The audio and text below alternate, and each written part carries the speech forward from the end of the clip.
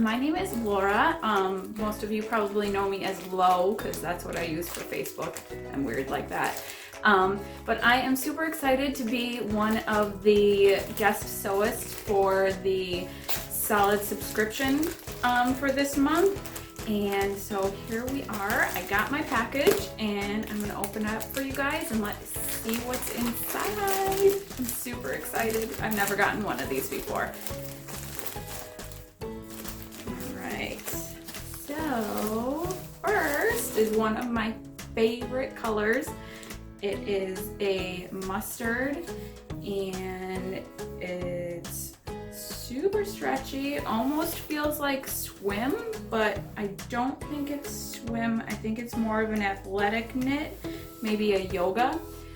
Super great drape, and I'm pretty sure I'm gonna make myself a really nice tank top out of this. Or maybe a peplum. I haven't had one of those in a while, but got about a yard of this one. And then another one of my favorite colors. How did I get so lucky? I don't know. It's like they knew that these were gonna be my colors.